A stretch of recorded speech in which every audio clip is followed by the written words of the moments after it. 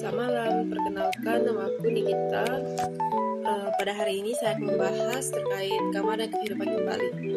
Jadi sebenarnya karma itu apa sih? Karma adalah sebuah perbuatan. Nah, perbuatan ini harus disertai niat baru dapat kita klasifikasikan sebagai karma. Contohnya pada saat kita berjalan di taman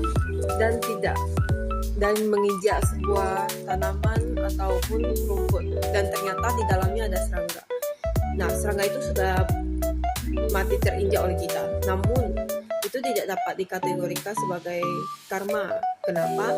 Karena pada saat itu kita hanya ingin berjalan, bukan memiliki niat untuk membunuh serangga tersebut. Nah, yang sebelum itu adalah contoh karma melalui perbuatan tidak benar.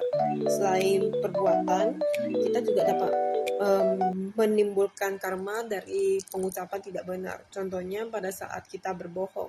Karena berbohong itu pada dasarnya sudah ada disertai niat. Selain karma melalui perbuatan dan pengucapan tidak benar, karma juga dapat dihasilkan melalui pikiran yang tidak benar.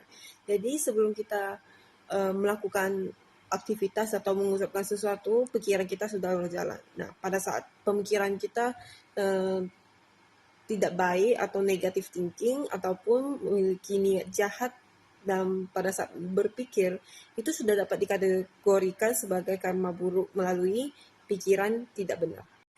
Jadi, karma itu merupakan perbuatan kita yang dapat memberikan pengaruh baik ataupun buruk pada kita sendiri.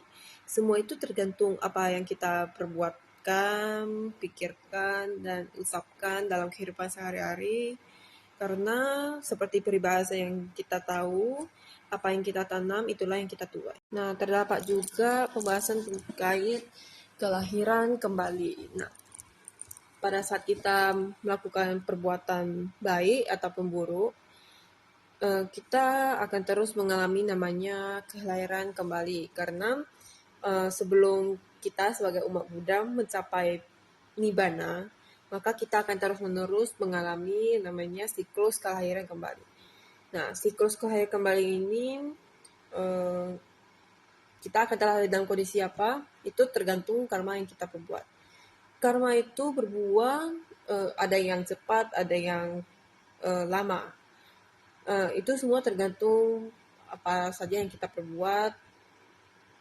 Contohnya, yang paling mudah dimengerti adalah ketika kita menanam buah, setiap buah itu berbuah pada waktu yang berbeda.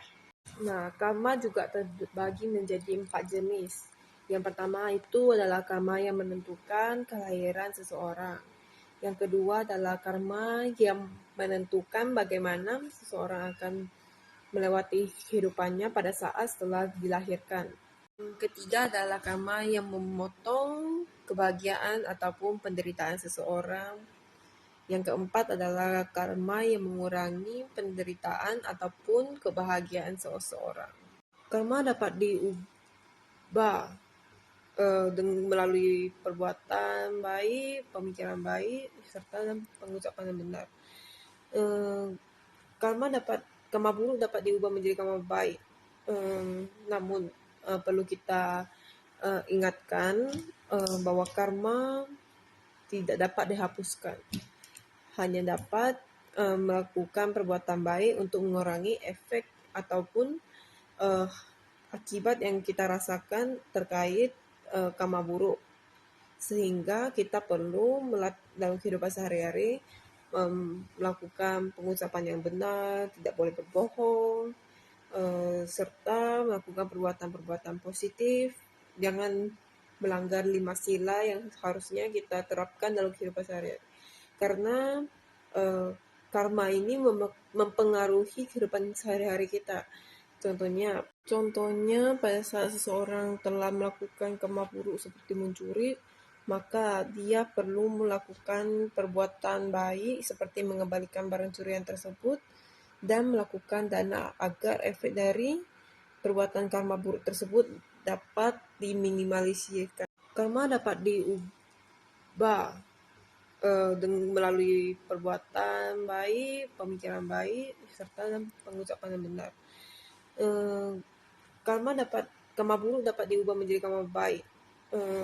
Namun perlu kita ingatkan bahwa karma tidak dapat dihapuskan, hanya dapat melakukan perbuatan baik untuk mengurangi efek ataupun akibat yang kita rasakan terkait karma buruk.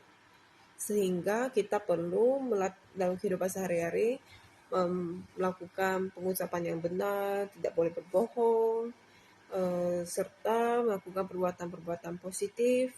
Jangan melanggar 5 sila yang harusnya kita terapkan dalam kehidupan sehari-hari. Karena karma ini mempengaruhi kehidupan sehari-hari kita. Contohnya, sekian penjelasan singkat saya terkait karma dan kelahiran kembali. Selamat malam.